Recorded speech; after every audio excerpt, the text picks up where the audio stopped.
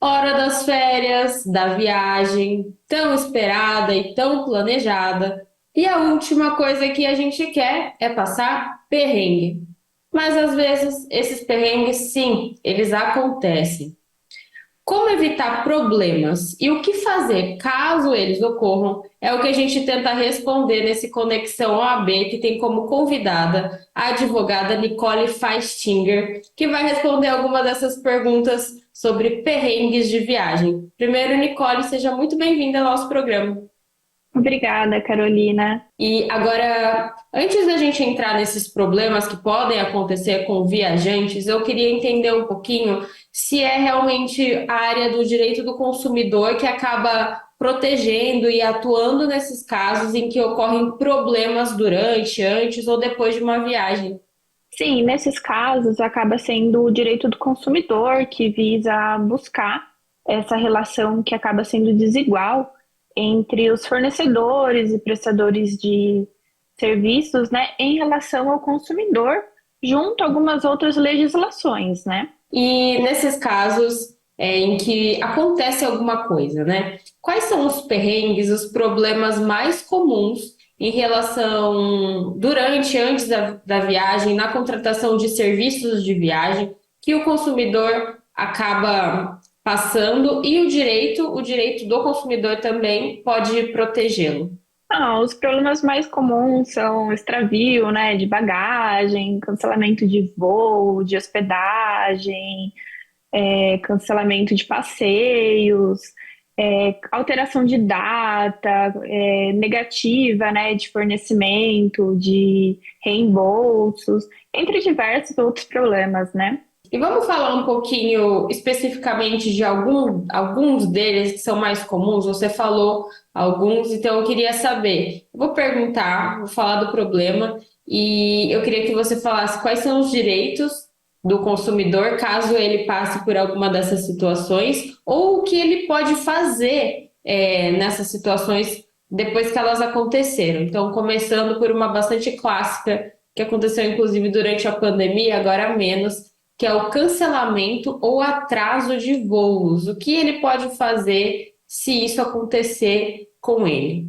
Nos casos de atraso de voo ou de cancelamento, a empresa ela deve manter o consumidor informado a cada meia hora sobre a previsão de partida do voo, ou em casos de atraso com mais tempo, ela deve fornecer assistência material a ele, ou em caso de atrasos superiores a 4 horas, ela deve oferecer a ele o reembolso integral do valor, reacomodação ou até mesmo uma nova forma de transporte, né, um meio alternativo desse transporte, ficando essa opção, né, essa decisão final ao consumidor, essa decisão. E nesses casos, normalmente, né? Lógico que tem exceções que acabam trazendo dor de cabeça para as pessoas, mas normalmente, quando acontece isso, as companhias aéreas acabam cumprindo com essas legislações, ou as pessoas têm um pouquinho de dor de cabeça para conseguir que esses direitos sejam cumpridos. Ah, normalmente acaba, né, tendo que questionar um pouco ali, né, para conseguir às vezes ali um novo meio de transporte, um novo voo, mas para conseguir mesmo que acaba cumprindo. Outro problema que acontece também com companhias aéreas é extravio de bagagem. A gente sabe que algumas pessoas até contratam seguros que cobrem um pouco essa questão, mas às vezes você não ter acesso às coisas que você levou na bagagem pode acabar complicando uma viagem. Então, se a sua bagagem foi extraviada, não chegou no seu destino, o que a pessoa pode fazer, o que ela tem direito nesses casos? Tá. Nesses casos, o que a pessoa deve fazer é procurar imediatamente ali a companhia aérea para registrar formalmente a queixa com o comprovante de despacho da bagagem em mãos. E se a bagagem for localizada, ela vai ser enviada, né, ao endereço informado ao passageiro num prazo de 7 dias, para voos nacionais ou para voos internacionais num prazo de 21 dias para o endereço. E em casos que a pessoa não esteja no endereço informado, né, como por exemplo eu viajei e cheguei no local e a minha mala foi extraviada e eu tô sem nada. Aí a companhia aérea deve fornecer uma ajuda de custos, né, para que eu possa me virar ali, ou reembolsar pelas despesas que eu tiver ali por conta disso. E em casos que a bagagem não seja localizada mesmo, a empresa deve indenizar o passageiro.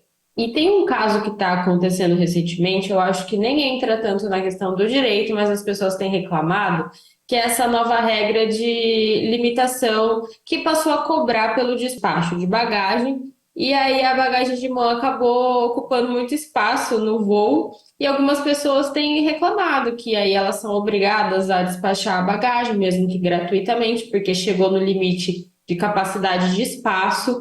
Então, nesse caso que está acontecendo, você pode explicar um pouquinho, e se isso é tipo de reclamação que chega para vocês, advogados, também? No caso que, assim, a bagagem, a partir do momento que ela for despachada, que você esteja, o comprovante do despacho, ela acaba sendo registrada e a empresa aérea tem a responsabilidade. Mas a partir do momento que ela vai junto com o consumidor, ela não é passível de indenização.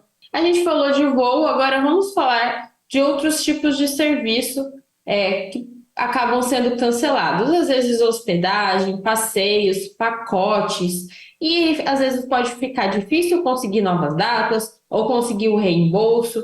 Então, se o consumidor teve esse serviço que ele contratou cancelado, o que que ele pode fazer, o que que ele tem direito e como ele pode ir atrás desses direitos dele? Nesses casos, diante assim já de diversas tentativas, de já tentado solucionar com os prestadores de serviço, com o hotel, né, com quem ele comprou o passeio, o que seja, o que a gente mais recomenda é que ele procure, nesse caso, né, um advogado de confiança, porque como ele já tentou solucionar de todas as formas possíveis e teve essa negativa, para que avalie o caso e possivelmente ingresse com uma ação judicial para que possa ter esses danos reparados, se for o caso, né?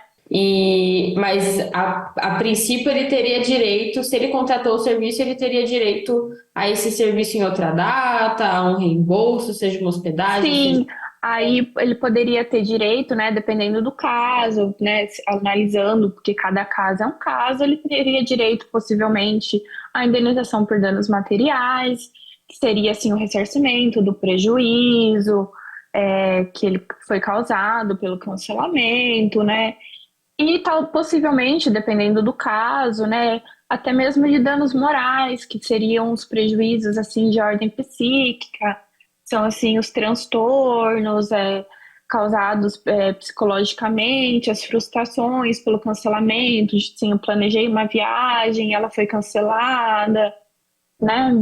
Tudo isso, mas tem que ser avaliado daí caso por caso. E no caso também a gente está falando de cancelamentos, mas pode ocorrer também serviços que foram contratados, eles até são prestados, mas eles não são condizentes com o que foi contratado. Por exemplo, você fecha uma hospedagem pela internet, as fotos estão lindas e maravilhosas, você chega lá, não é muito bem aquilo ou não é nada daquilo.